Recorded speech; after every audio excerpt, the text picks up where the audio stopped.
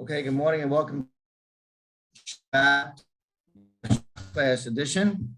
We are approaching Perashat Vayera, a power-packed parasha of incidents, none like it in the Torah, featured by our father Abraham Avinu.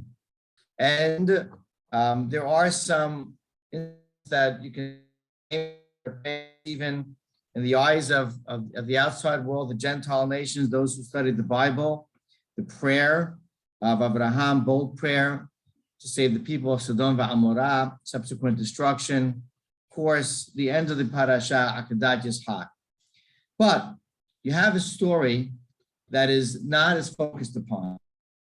The Torah's standard for honesty and integrity.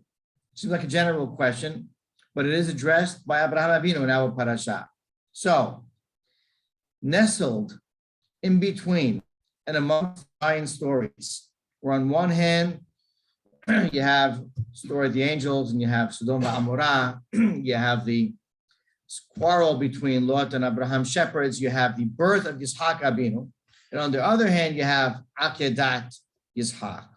And nestled in between that, the story of second encounter between Abraham and Abimelech. In the first encounter, and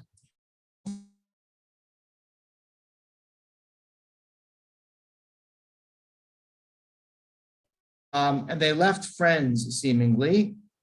And in this second incident, and if you're following along in Perashat Vayera, we're in Perek Kaf Aleph, we're in Pasuk Kaf Bet, chapter 21, verse 22. Abimelech actually takes the initiative. It says, by time, Abimelech and Fichol, chief of staff, told Abraham, God with you in all your ways. It was obvious to him. And therefore, I have a proposal to you, says Abimelech. Swear to me in the name of God, that you won't lie to me. You won't break this swear and this promise, not to me, not to my upcoming 2 and 3 generations. The great kindness of you, I allowed you to live in peace in my land. Do to me, don't cause harm. You're people, you have influence, you have power, you have leverage. Let's live in peace together. Please swear that. Now, it's interesting to understand what did he mean by im tishkor li. The word sheker is embedded in that word. If you lie to me, why would you think Abraham would lie? But what is Abimelech's standard of lying? And that will actually be revealed. Now, Abraham's going to acquiesce, but then he's going to say something.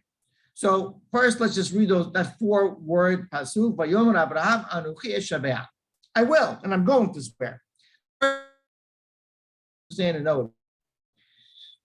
This occurred on a world stage. To the extent that that could be the case in those days, as opposed to our days, the days of communication and multimedia, where we understand what a world stage really means.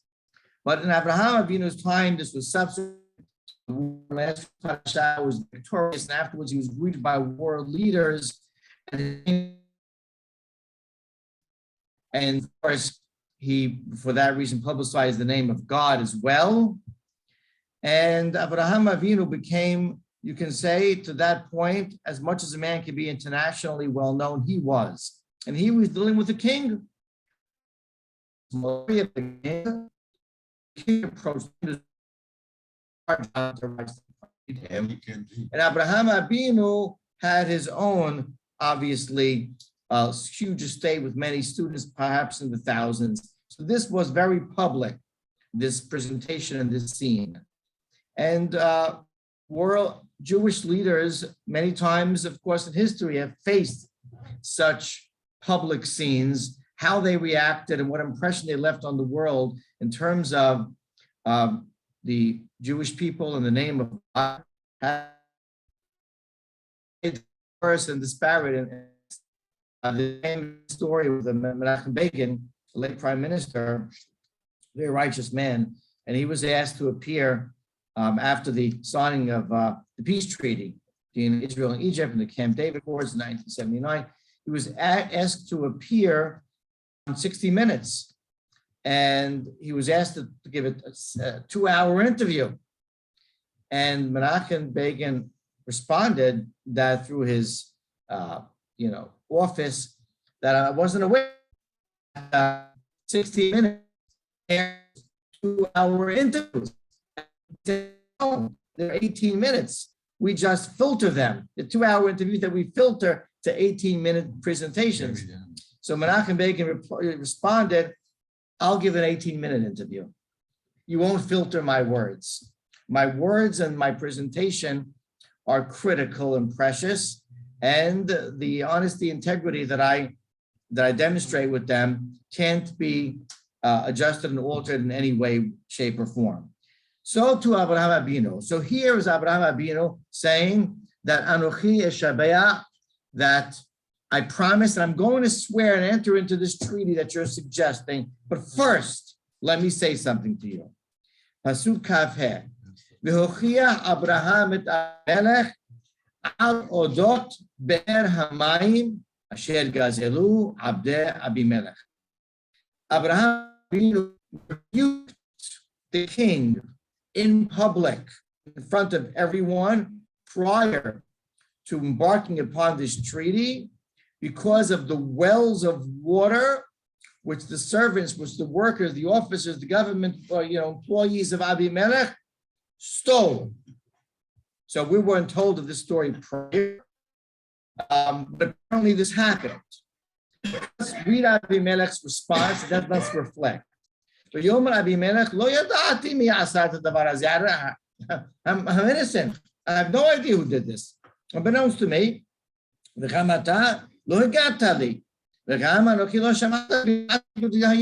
didn't tell me, I just heard about it now. Innocent, I'm an innocent man, right? There is Abraham's presentation and his charge and his concern, and there was Abimelech's response. We don't know how the conversation ensued afterwards. We just saw the position of each man, and afterwards, they eventually did consecrate that treaty. Let's look for a moment. What was Abimelech talking about? What was Abimelech talking about? I'm sorry. So let's reflect. What was the issue? So there's two wonderful commentaries. One's of Sforno and one is the Emek Davad and Nesib on this charge, this accusation of Abraham Abinu of the stolen wells. Notice, he didn't say, you stole wells. He stolen by his Abad word was. He was really charging and accusing him of the fact that he is the leader, he is the responsible authority, and in his land, in his neighborhoods, in his city, there is thievery going on. And therefore, he is rebuking him because of the people that work for him, the people that work in his government, because of the general responsibility that he has,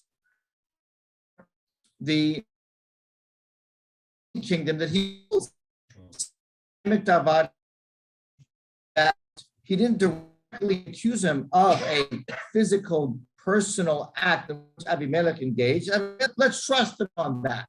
He didn't even know what happened. But the fact that there was a lack, a hostel, efficiency, Yirat Shamayim, in his to enter into a covenant with you, and this is the type of operation that you run, that response was shocked. It's not me, he said. I know. It must have been told me. And Abraham Abinu didn't go for that response. Of course he knew it wasn't Abimelech. He in fact implied that in his own accusation.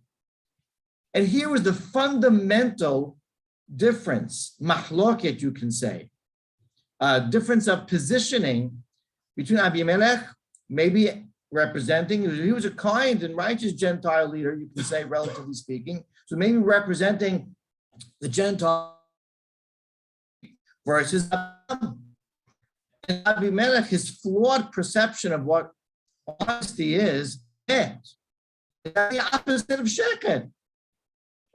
Or you can say whatever is the lack of sheket is emet. If I'm not currently engaged in forward and active deception, I'm not lying to you, I'm not currently embezzling something from you, then I'm practicing emet. And that was enough of a standard for Abimelech to feel comfortable about his ethical behavior. That was enough for him. Rabbi told him, you're way off. You don't really understand what truth, which is what all is. Understand that you have personal responsibility for everything that emanates from you, is implied by you, and you have to accept that responsibility and be more active in your derech, your lifestyle of honesty and integrity.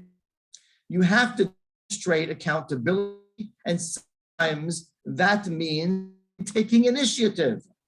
You can't throw up your hands and claim innocent when something seems to be not directly perpetrated by you. Indirect perpetration is dishonesty as well, says Abraham Avinu. Lack of accountability and standing up and taking personal responsibility is sheket as well. And you can imagine the scene. Melech told Abraham Avinu, he said, I don't understand why you would use me if something that I didn't physically do.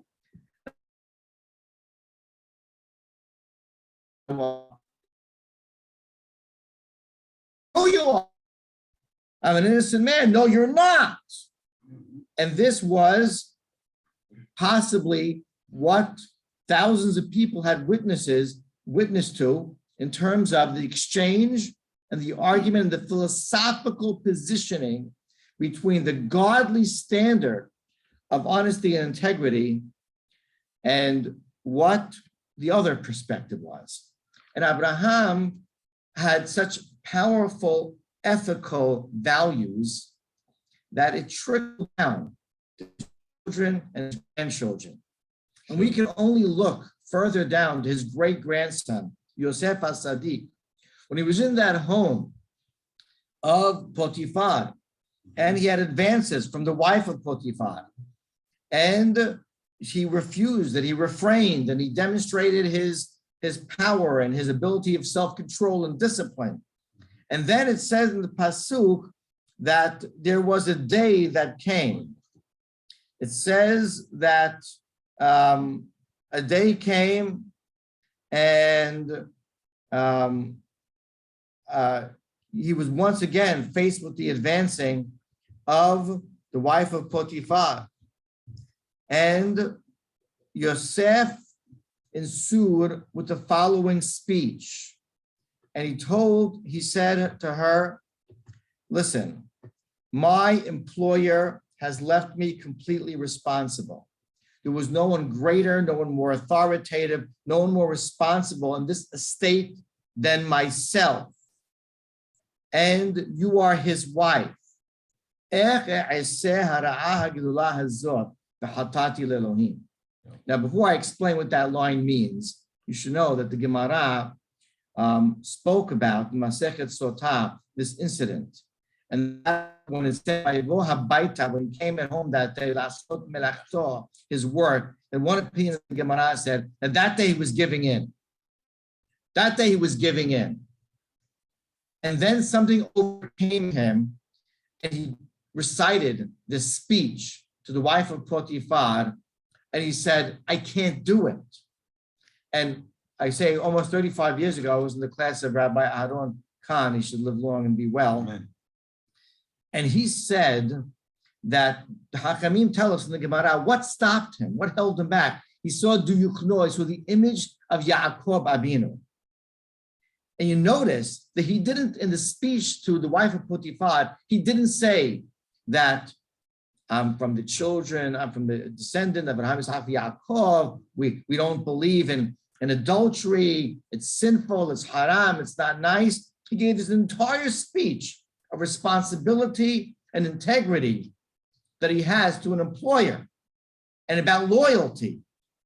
And the image, Rabbi Khan said, that he saw the diyukuno of Yaakov, of his father, was the image of the father's speech that he made to Laban at the end of his over 20 years of working.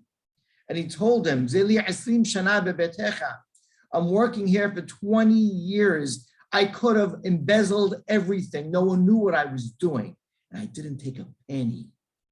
I never laid my hands on something that was not mine. I was loyal to you. I was completely accountable, despite the fact that I had claims against you, and I could have gotten away with plenty, and I didn't. And to that, Yosef looked up and he saw his dad, and he said, Dad, I can't take it anymore. I have to give in. He said, you can't take it anymore? Look what I did for 20 years. Look how I had to refrain from being disloyal. Look at my standard of honesty, integrity. Son, you answer to one authority and one only. You be accountable, you be loyal, and you abide to our higher standards of honesty. Do what's right, son. And at that moment, did Yosef make that declaration and told the wife of Potiphar, I'm responsible, I'm accountable, and I can't take a penny, and I can't violate the loyal relationship that I have with my employer. That would be my sin to God. And that is the trickle down from their father and great-grandfather and great-grandfather, Abraham Abinu, whose standards for honest and ethic and integrity reflected none other than HaKadosh Baruch Hu himself. It's complete, it's what's implicit, it's what's indirect, and there's no one to make excuses to. We're accountable for every penny, for every moment, for every second, for every relationship. And that is the Torah standards of Emet, as demonstrated on the world stage by Abraham Abinu in today's Perashat. Shabbat Shalom.